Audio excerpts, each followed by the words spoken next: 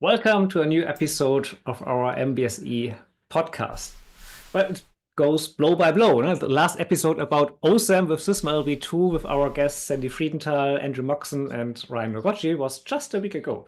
Hmm. And today we have a very special topic. There is a World Championship of System Architecture and Modeling. And we have the two brains behind it as our guests. It's Brian Selvy and David Gamble from the company Vitech. And so, welcome, Brian and David.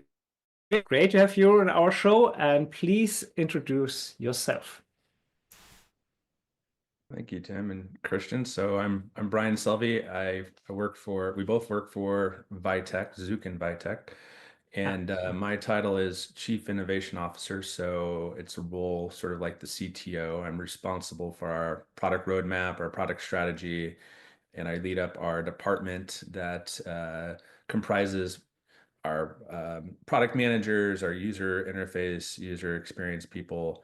But yeah, we're really responsible for what the product vision is going forward. But prior to Vitech, I've worked in industry for well over 20 years in aerospace, smaller startups, and some larger aerospace companies as well, and also in astronomy. I live in Tucson, Arizona, and it's a big industry here. So I've worked at the Large Synoptic Survey Telescope as well along the way. But throughout all that, I've used a number of different MBSE modeling tools and methodologies and languages, and so yeah, it's a little bit about myself. Thanks. Great. And hi, thank you for having me. My name is Dave Gamble. I think my background is very similar to Brian's. My title here at Vitech is Principal Applications Engineer. So I do a little bit of a lot of different things, but mostly I support the sales and marketing and the business development. But prior to this, just like Brian, I've been in industry 20 years, primarily aerospace. I've kind of Forrest Gumped my way through a lot of different really cool projects, and in the interim, I was able to get my MBA. So now I'm trying to angle my career more towards a business development front, and Vitech's offering me the opportunity to exercise those muscles. And I'm really happy to be part of the World Championship of Systems Architecture and Modeling. I think it's a fantastic opportunity to get to know the community. Where I differ from Brian is I was never really an MBSE practitioner. In a lot of my programs, I was always on the team trying to bring MBSE methodology into the organization, and it never quite worked out. So this is my first real exposure to MBSE. I've always seen it as the light and the way, but I didn't really learn the ins and outs of it until I came to Tech. Okay, cool. So also from my side, a very warm welcome and nice that you are joining us. Um, to be honest, I didn't know about this World Championship until you both came in contact to us. And I think, Brian, we know each other from several OMG meetings. But you Yes. never told me this. So for all other folks who are new to this, what is this World Championship about? How did it come about? Yeah, so it is new. It's this is going to be our third year. It started back in 2023. So Christian may not have had an opportunity to talk about it too much at previous OMG meetings, since we've created that foundation, have been growing it since, but just it's still pretty nascent. So, what I was looking at a couple years ago, I was thinking about, I was watching TV one night, and there are all these competition shows. There's the Great British Bake Off, there's Forged in Fire, and I remember even seeing some clips online about the Microsoft Excel World Championships. And I Yes. thought, right? So so I was like, these things exist, and there's a reason why people get excited and interested in them. There's a reason why people want to both watch them and participate in them, to gain recognition, to prove their mettle as a domain expert. And I thought that's really cool. And so I did a little research. I was trying to see if we had something in the systems engineering, system architecting MBSE realm for this. I didn't really find one, so I thought, well, this would be a great opportunity to just try it out. Let's give it a shot. So so in my position, I was actually in a really good position to try this out because working for Vitech had a couple advantages. I have a boss, Enrique Krejmaljanik, that is very supportive of these sorts of things that are new and innovative and different. And the other advantage that we had is that, we have to have a place to host it. And we have an annual conference that we've been doing for several years now called Integrate. And so he was very supportive of allowing us to host the event as a companion piece to the Integrate conferences. So that's really kind of the background of it. That's kind of how it started. I was thinking about, it would be great to, recognize and reward the community's best in modeling. And it's not just modeling. It's really what I was thinking also about a little bit is that we've got certifications. You can get your, OCSMP, you can get your CSEP. But a lot of that is really around memorization and regurgitation, right, to some degree. And so I was thinking, well, this would also be a bit of a differentiator in that it recognizes and rewards something a little bit different. It's really recognizing those that have the true ability to execute and do good systems engineering and MBSE on real programs, because everybody has to come in with the same ground rules, and it's a high pressure. You only have a certain number of hours from the time you get the problem statement to the time you have to submit your solution. It requires to be able to show that you do have the basic skills of the systems engineer needs to have. You have to deal with ambiguity. You have to be able to determine quickly what information is important and is not important. And you have to be able to be innovative and creative. And that's hard to, quantize and evaluate, in a written test for a certification. So my motivation was sort of to try to recognize those that are really truly doing things and have those well-rounded skills in industry. Cool. Cool. And how's the structure of such a competition? So is it like a hackathon on site? So people sit in a room for a few hours and do their architecture, or is it a homework, or is it an existing project they did at their work and submitted as an example, or how does it work? No, it's all live. It's all co-located Cool. in the same room. We Wow. gather all the competitors up and get them all in the room. We introduce ourselves. We introduce our staff, our supporting staff, the judges. We introduce the competitors to one another. And then we spend some time kind of reviewing the ground rules that Brian mentioned and the logistics. We identify what the deliverables are going to be so people kind of know what they're getting into. And then we just kind of go through a presentation. We present the background of the problem statement. And at that point, when we start presenting the background of the problem statement, we're kind of now in the alternate reality game universe. From that moment on, they're playing the roles of whatever they need to for that particular problem. So at that point, So they don't know the problem statement before. So that's the first time they. Yeah. So that's a conscious decision to make sure that nobody gets an edge. Obviously, if somebody does extra homework and figures out something, everything that we do, as I mentioned before to you guys in our private conversation, we do with the spirit of making sure that everything's impartial and everything is fair amongst the competitors. They're under enough pressure already. We don't want to give anybody an unfair edge. So at the point that we present the problem statement, if there are no questions, we hit the button and electronically deliver to them the details of the problem statement, any supporting documentation and data they're going to need. And then they get to work for several hours. Last year, because I was able to join on and give Brian an extra set of hands, we added a couple things to the competition. One was that we decided to go with a phase design approach. So there was a first phase where you go over the basics of the direction you're going to go with the project, and then you're able to interact with the judges and get a little more detail. And at that point, you start getting a sense for what the judges are looking for your particular solution set. And then afterwards, you go into the detail part of it, and then they judge you against what you had talked about before, in addition to the rubric. And then we also added a twist last year that nobody knew about ahead of time. We did discuss it a little bit with the judges, but certainly no one knew that there was going to be a twist, and it added that extra bit of realism because I can't think of a single project where from the beginning to the end all the conditions remain the same, right? So we wanted to get them into the cauldron of having something change unexpectedly and see how they react. In this particular case, we were able to make it an optional one so that you weren't penalized for not following the new path.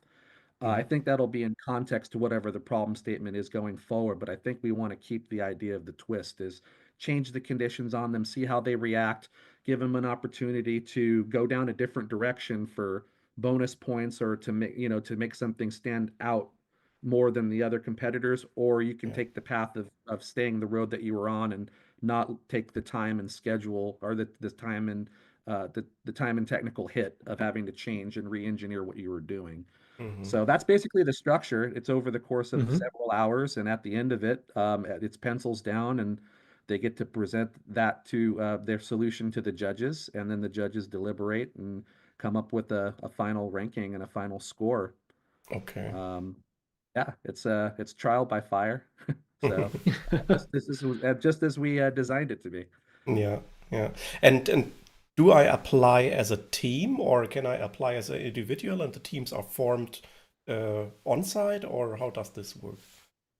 Yeah, so we have two different competitions, but everybody works on the same problem. Individuals go up against individuals, and teams that are formed go up against other teams that are formed, usually from the same company, but they don't have to be. Whatever team you feel comfortable with, you submit to the competition as that team, and you don't have to worry about a 4-on-1 or anything like that. They're separate prizes or separate awards for the individual bracket versus the team bracket. Yeah, the teams can be up to 3. So That's right. So it's 2 or 3. Okay. Yeah. Yeah, and you have to, as David said, you have to, sign up register as a team in advance. So there's no like, just asking people if you want to be on their team, at the day of the event. It's you sign up in advance that way. I think we have one or a couple of individuals that were on a team or went from individual to team. Is that right? Do we have some repeat ones that went, or we're anticipating that somebody might want to do that? So you can have had repeat competitors from year 1 to year 2. Yeah. Some of who were on a team 1 year and then competed as an individual the next year. And teams and individuals, they get the same problem statement, the same tasks. Everything's exactly the same. So Okay. they get the information and the problem statement at the same time. Yeah. And we have gotten some feedback that it is a very different experience whether you're coming as an individual or as a team. And some people prefer to work one way or the other way, and get to exercise, different brain muscles in both of those activities. So it's pretty cool to see the comparing and contrasting between the two divisions, I guess, what we call them. And the amount that we give them is intentionally a lot of information. It's intended to make it so that, if this is the World Championships, it has to be hard. But what we also want them to do is, if you're an individual, we did get feedback that it feels quite overwhelming for individuals, especially this last year, because of the amount of information we gave them. We gave them a full statement of work.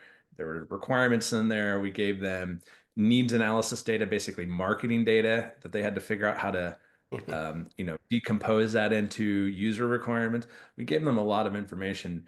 But, we reminded them you're going up against other individuals. You're not competing against teams. A level playing field. Yeah, it's a level playing field. And the intent is that it was intentional that we gave them a lot, and they have to decide what to work on. The rubric lets them know how many points they can possibly get for different aspects of their solution, and they have to decide how to use their time accordingly. So yeah, it really is that sort of forged in fire experience of how do you realistically, to put an extra point on it, realistically going back to your projects in grade school, middle school, high school, college, there were some people really liked working as individual and can get more done if they didn't have to debate with anyone else. Some people prefer that, and yeah, you're going to have a little bit of overwhelm when it comes to doing a project, but you're not going to have to sit there and, have to haggle back and forth with your partners on which direction to go. So sometimes even being on a team can be a little bit of a disadvantage in actually getting things done, especially in a time compressed competition such as ours. So it's not an automatic advantage anyway. Yeah. One And other quick thing about the yeah. problem statement, just the topics, is David talked about. We really try to be impartial in everything. We try to look at who are the demographics of the people that have competed and have signed up, and we try to pick problem statements that nobody would have an unfair advantage. And so obviously you get a lot of competitors that have an aerospace or defense background or automotive or rail.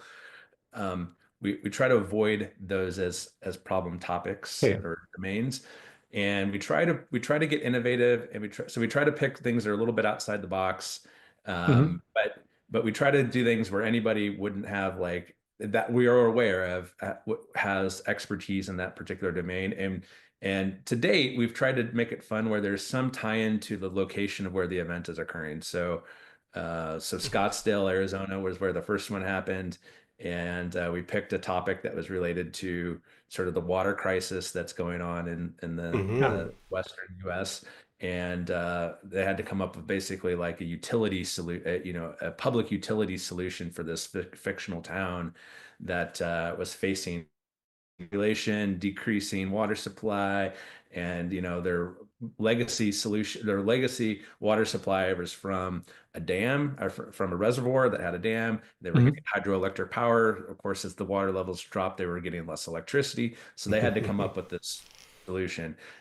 So there was a geographic tie-in to where the event was. And then last year, it was in Cleveland, Ohio. And there's a very famous amusement park nearby in Sandusky. So it was we try to make these fun too. So it was build your own, design your own entertainment system, right? Your amusement park ride for a fictional amusement park. Replacement for a replacement for a fictionalized attraction that is being decommissioned because of age, and trying to tie in some of those elements from the old and bring it in with the new. I think at Disney they call them Imagineers. It's something that I thought was really cool because I just watched a documentary on the Disney Imagineers from an engineering perspective, and I was like, well, that sounds like a job that every kid's going to want to have. So if we can get that experience into our competition, that'd be awesome. And it worked out pretty well.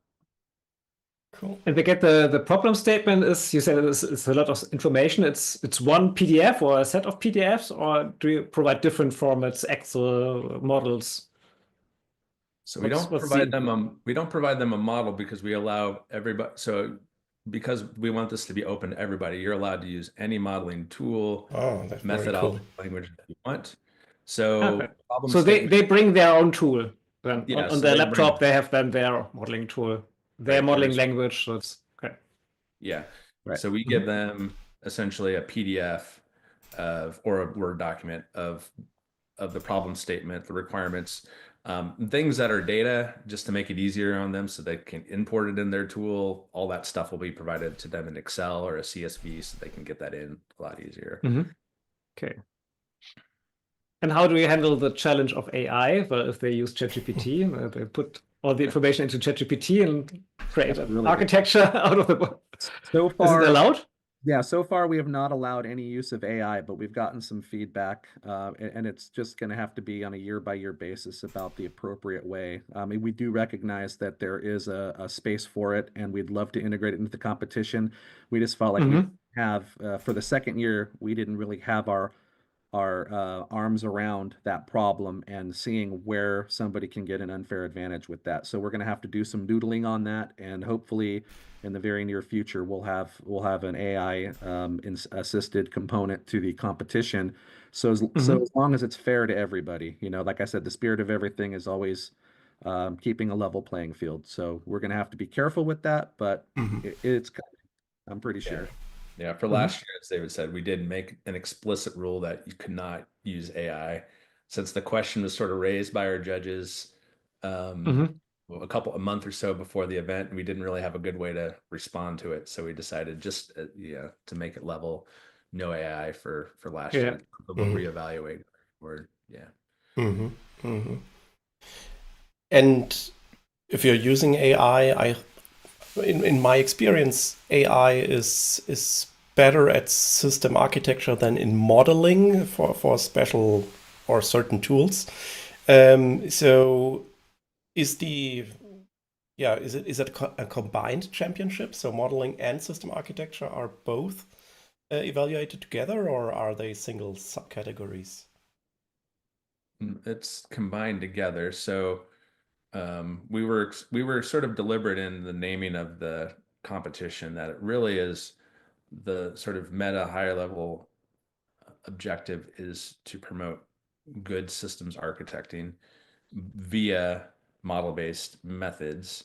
So one of the judging criteria in the rubric um, is your modeling uh, skill. So how well did you form your model, organize it? How navigatable is it? How well is Hmm. it?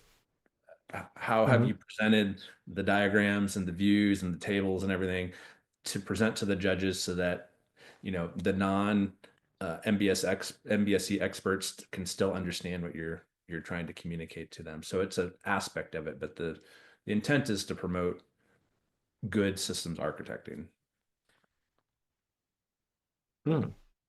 And you said good system architect, and hardly any architecture is wrong. So well, some are wrong, but so how do you judge it, and who are the judges? That's I So think we don't it's have, not a checklist or so. No, there must be some people who decide that's a good one, that's a bad one. yeah, no, I'm looking at the judging rubric we had last year right now, and it's not terribly unlike the one that we had the previous year, but we have been evolving it. First of all, the judges are, volunteer. We'll reach out to folks that we think would be good at it, and then they'll sign on and they'll get in there. Hmm. Specific to your question is that we collaborate on the rubric in a general sense up front with the judges.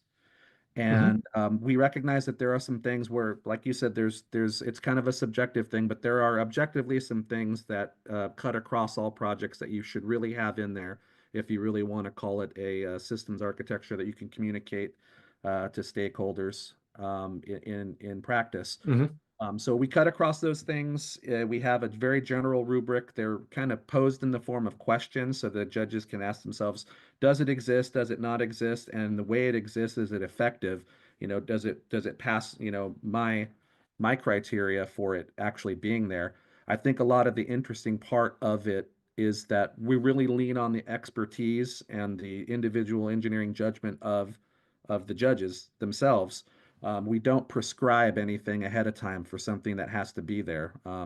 So Hmm. each year it's going to be it's got replayability, as they say in the board games and video games. It's like you're not going to be able to crack the code on how to win the competition every year, because you're going to have different judges, different problem statements, and the rubric is based upon basic system engineering questions like, have you elicited the requirements from the needs? Have you refined them?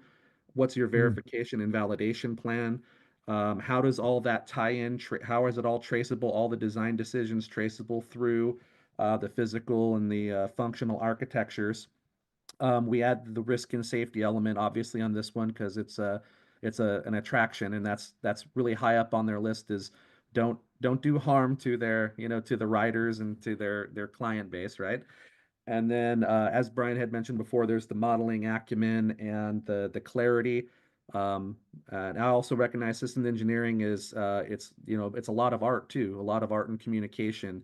It's not just a technical job. So being able to Hmm. communicate those ideas to folks that don't have a particular expertise in it is important. So that's part of the judging criteria too.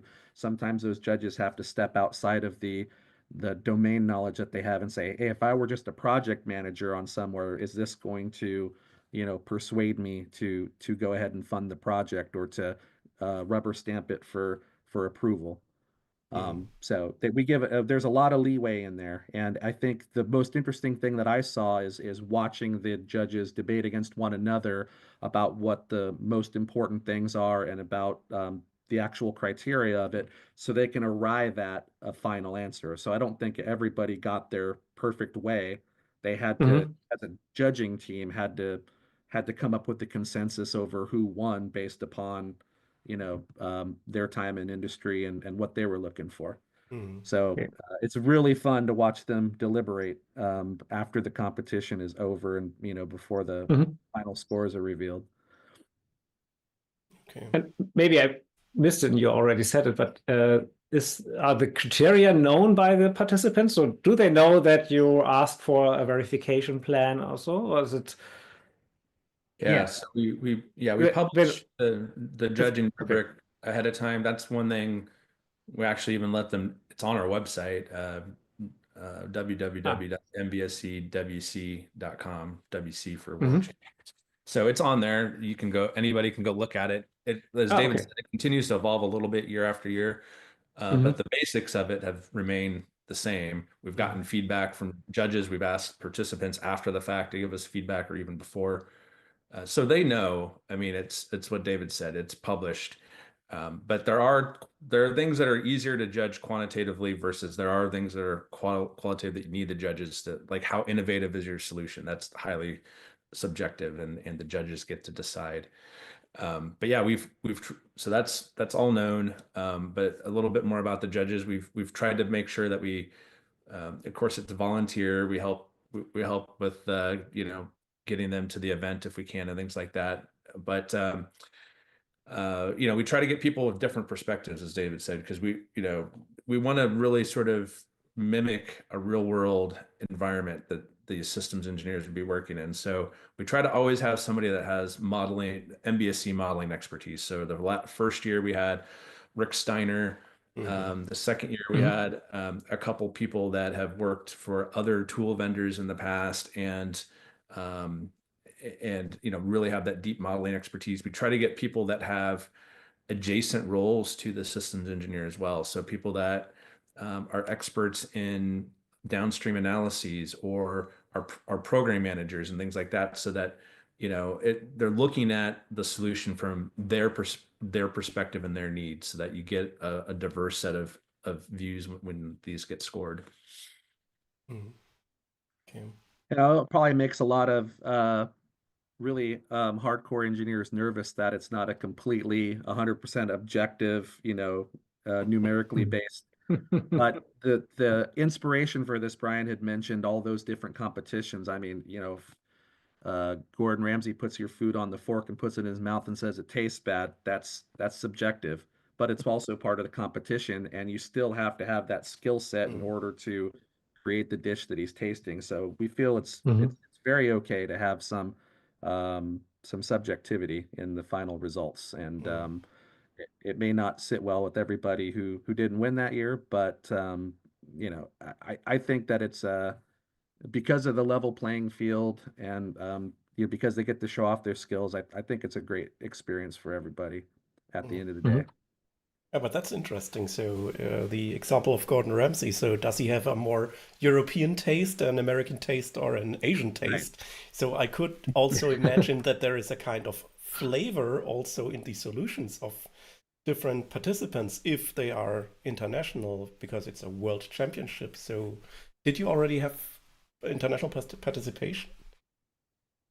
Yeah, so so the first two have been hosted in the US. We do want to evolve that going forward, but so far they've been hosted in the United States.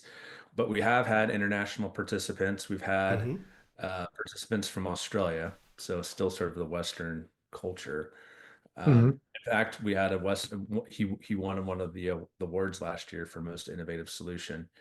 But I get your point. It's something that I think we're sensitive to as we move forward. Going forward, we do want to try to create more opportunities so that it's easier for people in different geographic regions to participate. Of course, everybody's welcome to come participate at the events in the US, but we realize that that's a financial challenge sometimes. We're looking to host events regionally in the future. It's something we're sensitive to. We've been asking for feedback from people that are MBSE domain experts in those geos, and we would like to continue to solicit feedback regarding, like, how open are people going to be exposing themselves and putting themselves in this situation to compete.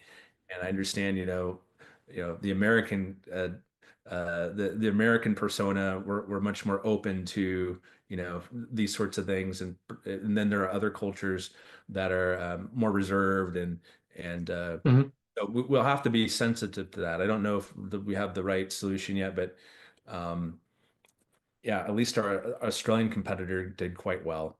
That may not be Mhm. the best comparison because the Australian culture is not too much different than the US, but Yeah, yeah. yeah, we have had international competitors. We do want to expand. We have plans to expand, not this year, but the year after this in 2026 into Europe as well, with a regional event in Europe. Very cool. Cool. Yeah, looking forward to it. Mhm. Yeah, I assume it's a lot of fun, but it also has some serious parts. So how do you see the that the competition has some contribution to the MBSE community? So is there something? You want to Yeah, start? go for it, Dave. Oh, no, go ahead. I was going to say, I think that there's the altruistic goals of, and it gets back to maybe a little bit of what you just asked Christian in the previous questions. There are regional differences. Mhm. And it's great when there are events that allow us to come together, collaborate, see how we're working in similar ways and where there are differences. One thing I could note that at Vitech, we've run sort of an internal version of this for internal sales training, and we're part of a bigger organization, Zukin, that has uh, offices around the world. And Mhm. we've tried to do internal MBSE training for staff that are diversely distributed around the world. And what we've noticed is some of the things I said is like some of our colleagues in Asia are much more reserved. They're less willing to speak out and collaborate real time. But some of the things I've noticed too is like, you get people that solutions are obviously sort of bound to what they're most used to, right? So the technologies and the solutions that they put forth are sometimes quite regionally based because Mhm. that's their perspective. Mhm. So I think opening up and letting us see that, especially like in a pressure, it is sort of like a hackathon. You're doing it for your individual reason, but then when we step back and we all look at everybody's solutions, it's sort of interesting to see how we came up to solutions from different perspectives. So I think there's advantages to that. I think that there's also advantages from my perspective. I mean, I've used a lot of the MBSE tools and I work for a tool vendor now. I still think that there's a long way to go to make these really truly value added. And I think it's great to be able to allow everybody to approach the same problem with different tools, methodologies, languages, and see how that impacts the solutions as well. Because they have to come out with a complete solution and the tool is just a means of getting to the solution. It's interesting to see where the tools and the methods help them and where it impeded them. And so I think it's a great feedback. It's a little microcosm. It's an experiment where we can run and we can see what's working and what's not working to Mhm. continue to push the discipline forward. Yeah, and I would say being new to the community, I think a lot of the value I see is I kind of go back to when I was a kid and I discovered that I wanted to be an engineer. Our perception of engineering growing up is kind of dramatized or dramatized, I guess, in movies and documentaries and science shows about kids. And it's like it's always solving big problems under the gun and doing things in the heat of the moment. And then you go through all your training and all your schooling and you get into the industry, and sometimes you're disillusioned because, especially in system engineering, you're kind of locked into a process. There's documents flying all over the place, there's design churn. A lot of that payoff for all of your sweat equity in a project doesn't come until toward the end. I mean, you can like the process along the whole way, but you really get that payoff when it comes to first test and first deployment of things.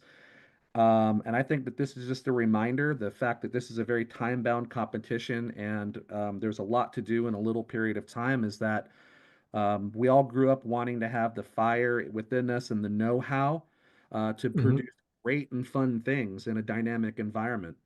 And I Mhm. think Yeah. that coming out of that competition, we can bring that spirit, that innovative spirit, into the projects that we're working on, even if we're fighting that design churn thing. Always have that curiosity and that fire burning in you that you wanna come up with something that's really, really good, and you wanna do it dynamically and in a short period of time come up with these cool solutions. So I think it is a reminder to a lot of us of why we wanted to do this in the first place. So that's kind of a different perspective of the value I think this brings to that community. Mhm. Mhm. Okay. So what I understood from the beginning was that the topic is always top secret. So what other advice could you give someone who wants to participate? My advice is just do it. If you feel like you're not going to, like completely get crushed by the pressure, and it's gonna, do bad things to you mentally, even if you're just a little uncertain or a little uneasy, just go ahead and do it Mhm. and surprise yourself. It's also very fun, and and you're going to be meeting new people along the way, and you might learn a lot more about the things that you didn't know you could do if you just go through and do it. Um, Now, I don't have any advice for somebody to try and to figure out how to get an edge by looking at what we've done in the past, because we try to stamp out those things ahead of time. But Mhm. certainly, if you just want to test yourself and feel like, if you're in a project that's been going on for years and years and years, and you want to see if you really have the skills what it takes to be a really good system engineer, just sign on, come in Mhm. and do it. And how much time do I have for preparation this year? When is the next date, Start so to now. say? So, No we'll time like formally progression. announce the next competition on our website here shortly. We're just waiting to sign the agreement with the venue. But so the dates could potentially change, but it looks pretty certain now. It'll be the September 16th and 17th of 2025, and in Dallas, Texas. So you've got spring and summer if you're in the northern hemisphere. So you've got a little bit of time to prep. You can look at if you want to see what's been done in the past. We've had a couple webinars that are linked to on our website. You can see what other Yeah. competitors have said. Mhm. So we've got some quotes, and we've done some interviews with the competitors afterwards. You can go in and hear it in their own words, what it was like to compete, what they felt, the situation, sort of the pressure cooker feeling was like for them, and what they felt like the benefits were for them. You can look at so you'll get a sense of sort of, we've never, I don't think we will publish the entire problem statements and every solution, but you'll get a sense for some of the solutions and what the problem statements were from those Mhm. interviews. So I think that would be a good way to go about it. And yeah, the judging criteria are available. You can look at those. And yeah, so you've got some time to prepare if you're interested. There's as we still plan on doing the two tracks, the individual competition and the team Mhm. competition. They both have Mhm. separate awards, so you can win world champion as an individual or as a team. And then we always have a third award for most innovative, and that can come from any competitor, either one Mhm. individual, one team. So that's sort of like, the judge's best in show sort of one. If there was one that didn't win and they thought that a particular team did something really unique and innovative, you can still win that award. Cool. Okay. So, yeah, let's gossip a bit. You did it already 2 times. So, were there any surprises, highlights, or, well, a championship includes also losers. We have winners and losers. So, any crying people or something like that? Crying of joy or crying of It hasn't been too bad. We've gotten some feedback on the nature of the problem statement and about how different people perceive things different ways. So whether or not they felt like it was a true representation of their skill is always that always comes into question later. And of course, we take Mhm. all that feedback and we put it into the next competition. So nothing's ever perfect first time out. But we haven't had anybody that I know of come through and just think that after the fact that everything was garbage and it completely, took away all their confidence in themselves or in the community. So yeah, I think most of the people who did not win gain an understanding of how they can communicate their ideas better, or they just take it with a grain of salt and recognize that there's some very subjective elements to it, and that maybe they just kind of got the wrong interpretation of what they thought would come across to the judges. So I don't think it's ever been catastrophized like that. I didn't see any tears, but everyone had said that, yeah, I mean, it's real. All the pressure is there, and it's pretty intense. Okay. And it seems like a really long time to be stuck in a room, but that time flies when you have a deadline. So, Sure. So one common theme that we'll see, because we're sort of acting as proctors during the event, is just the like hyper focused tunnel vision that the individuals get. Most of them bring over the ear headphones, and they just get into the zone, and there's just a locked in focus between their computer and their notes on the side. So it's intense. I would say that Hmm. there's the very first time I saw that, it was a little bit surprising just to see how intense everybody was. Um, but surprises, I think David mentioned, like we're trying to, there's the surprises of like, what did we observe? But then there's the surprises that we're trying to bake in. So David mentioned it earlier. Last year, we gave everybody the problem statement to begin with. Hey, you're acting as a company that's building this new attraction for this amusement park. Mhm. Hmm. Um, but then, 2 hours in, we gave them this twist of saying, we then announced that there's this twist, which was the movies. There was a movie studio that signed an agreement with the theme park, and they want you to brand their ride with their movie characters and all this sort of stuff and the themes of the movie. And they had already went through and they were trying to pull out all the requirements Mhm. and sort of come up with what's the basic approach that they were going to take with their architecture, and then we threw them this twist. So sort of seeing their reaction to that was interesting. Um, I think another thing that David's commented on to me in the past too that was sort of interesting is because we get to. I think it's fun we would encourage other people that are interested in this to join us on this journey going forward, help us with developing the problem statements. We want to put together committees that help develop these going Mhm. forward. So if you have an interest, please reach out. You can through our website.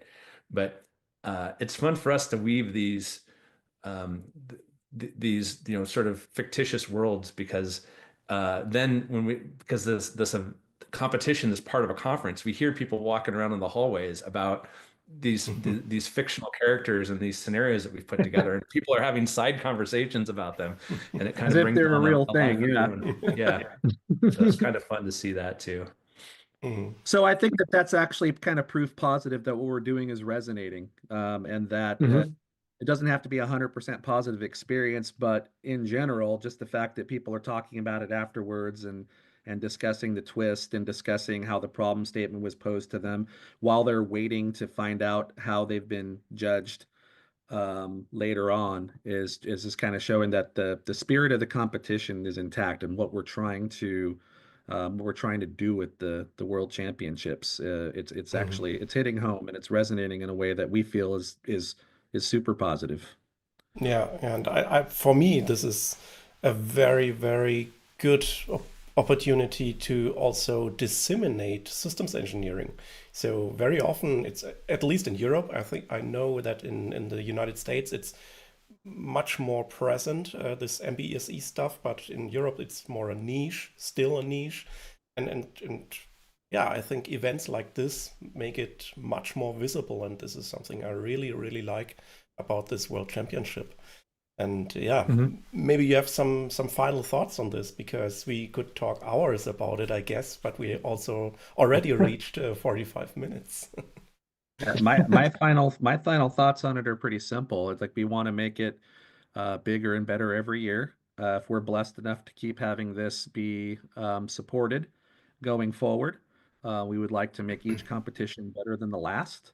And everyone who's listening to us or interested, whether they want to be a participant are part of the staff or the judging team or want to help us even come up with the problem statement, just come join us on this journey because we think it has legs and we would like to see this come to fruition to where it can be a true world championships in every sense of the term. And the more people know about it and like it, I think it just gives us the opportunity to make it a great thing that people look forward to every year.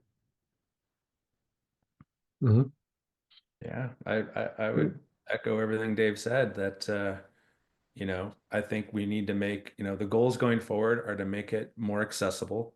Of course, that was challenging in the earlier years with just trying to sort of vet out whether or not this concept had any validity. It sounds like it has grown year over year.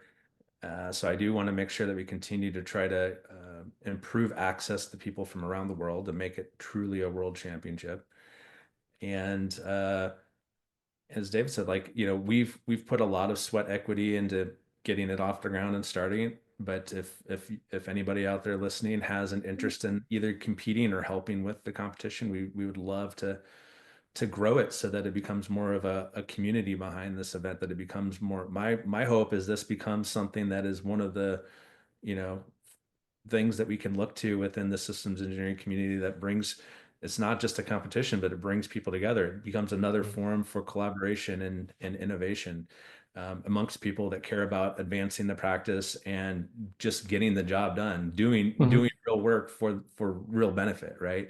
And I just hope that we can continue to promote that. Okay, so Franchise, yeah, Christian, rich off the licensing. yeah, I think you can license this model. It's quite interesting. That's not, yeah, that's actually not on our radar, but we'll see how everything grows. It'd be awesome just to see the brainchild grow into something that's living and breathing on its own, independent of our direct input every single day in and day out. Be cool. It's yeah, super exciting. I hope I experience it live sometime in the near future, hopefully. Maybe next year when you're in Europe. That's then much easier for me to join. Yeah, we are already at the end of the podcast. So okay, great that you were here. Thank you very much, Brian and Dave. That was fantastic. It's a cool thing, the World Championship. And yeah, let's look for the next. It's yeah, we haven't finalized the topic yet. We have already a few in the pipeline, but not a final topic and not a final date, and still under discussion with the guests. So we hope to publish it soon. So I hope there will be maybe end of April or so, May, we will see. And yeah, and then do not forget, no? Trust us, we are systems engineers. Goodbye. Okay, bye-bye. take care.